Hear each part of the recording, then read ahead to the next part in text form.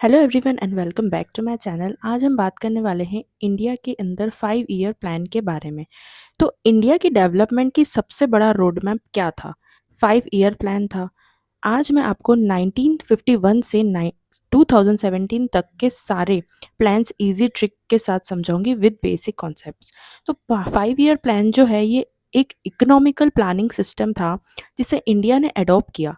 और ये हर 5 साल के लिए गवर्नमेंट गोल सेट करती थी। फॉर एग्जांपल जैसे एग्रीकल्चर के लिए, इंडस्ट्रियलाइजेशन के लिए, एम्प्लॉयमेंट के लिए और पॉवर्टी रिडक्शन करने के लिए।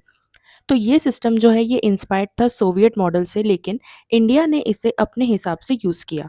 ये जो प्लान्स है ये शॉर्ट और पावरफुल वे में मैं आपको बताऊंगी। तो जो सबसे पहले फर्स्ट 5 ईयर प्लान था ये 1951 से 1956 के बीच में आया था। ये इंडिया इंडिपेंडेंट हुआ था तब, फूड स्टोरेज ये सब कम था, तो इसका फोकस था एग्रीकल्चर और इरिगेशन के ऊपर। और इसका थीम और मोटो था ग्रोथ विथ स्टेबिलिटी। ठीक है। उसके बाद हम बात करते हैं सेकेंड 5 ईयर प्लान के बारे में जो 1956 से 1961 के बीच में आया था। यहाँ से होता है रियल डेवलपमेंट स्टार्ट। ठीक है, क्योंकि ये इंडस्ट्रियलाइजेशन यहाँ पे हुआ था और यहाँ से रियल डेवलपमेंट स्टार्ट होता है। और ये जो थे इसको स्टार्ट करने वाले का नाम था प्रसन्नता चंद्रा महालोबिन्स मॉडल। ठीक है। और ये फोकस करती थी हैवी इंडस्ट्री पे, जैसे कि स्टील, मशीनरी, टूल्स, ईटीसी। और इसका जो थीम था वो था रैपिड इंडस्ट्रियलाइजेशन। ठीक है। थर्ड प्लान था 1961 से 1966 के बीच में, जिसका गोल था सेल्फ रिलायंस और एग्रीकल्चर।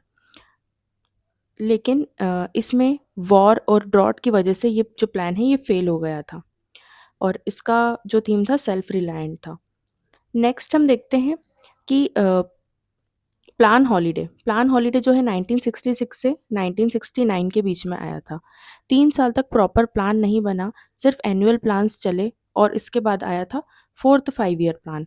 फोर्थ 5 ईयर प्लान जो है 1969 के से 1974 तक चला। और इसका फोकस था ग्रोथ विथ स्टेबिलिटी। इसका focus on growth and stability and control of inflation. इसका जो थीम था ग्रोथ विथ स्टेबिलिटी था। इसके बाद आता है फिफ्थ 5 ईयर प्लान जो कि 1974 से 1979 के बीच में रहा है। और इसका सबसे फेमस जो स्लोगन था वो था गरीबी हटाओ, पॉवर्टी रिमूवल प्लस एम्प्लॉयमेंट। और ये इसका जो फोकस था वो पॉवर्टी रिमूव करने के ऊपर था और एम्प्लॉयमेंट देने के ऊपर था। और इसका क्या थीम था? गरीबी हटाओ। देन आता है सिक्स्थ प्लान जो कि 1980 से 1985 के बीच में रहा है। और इसका जो फोकस था वो था पॉवर्टी रिडक्शन प्लस टेक्नोलॉजी के ऊपर।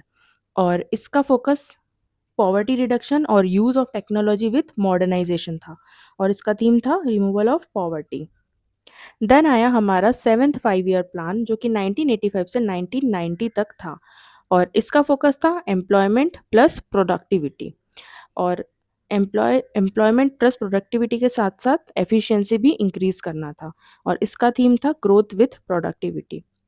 इसके बाद एक गैप आया था जिस जो 1990 से 1992 तक था। और ये इसलिए था क्योंकि इकोनॉमिक क्राइसिस आ गई थी बहुत ज़्यादा। और इसलिए यहाँ पे इसका जो थीम था रिफॉर्म्स ऑफ ग्रोथ था, क्योंकि इकोनॉमिक की क्राइसिस आ गई थी।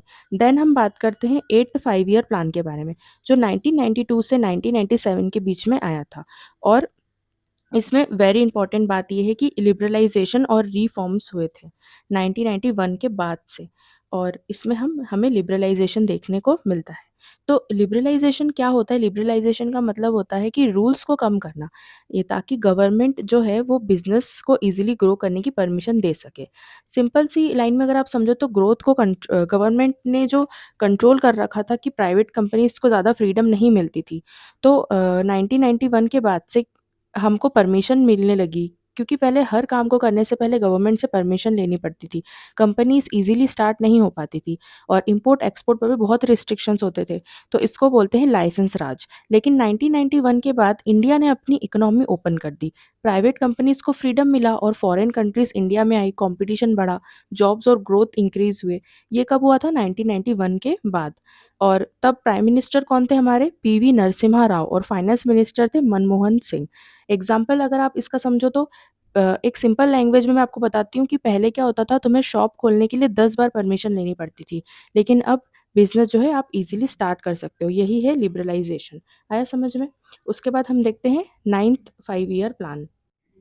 तो 9th 5 ईयर प्लान जो है कब आया था 1997 से 2002 के बीच में, और इसका जो फ़ोकस था वो था ग्रोथ विथ सोशल जस्टिस, ठीक है? और ये जो प्लान है इसका जो थीम था इक्विटी एंड जस्टिस था। उसके बाद हम बात करते हैं 10th 5 ईयर प्लान के बारे में, जो कि 2002 से 2007 के बीच में आया था, और इसका टारगेट क्या था 8% जीडीपी ग्रोथ, ठीक है? और इसका जो थीम था 8% ग्रोथ था। और देन हम बात कर लेते हैं 11th 5 ईयर प्लान के बारे में, जो आया था 2007 से 2012 के बीच में, और इसका फ़ोकस क्या था?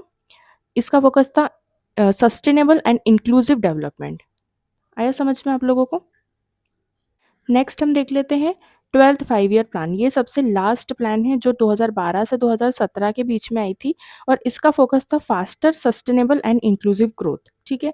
यहाँ पे तो हमने 11th प्लान में इंक्लूसिव ग्रोथ देखा था, लेकिन यहाँ पे हम फास्टेस्ट एंड सस्टेनेबल ग्रोथ को देखेंगे, और इसका थीम क्या था? Sustainable and exclusive growth.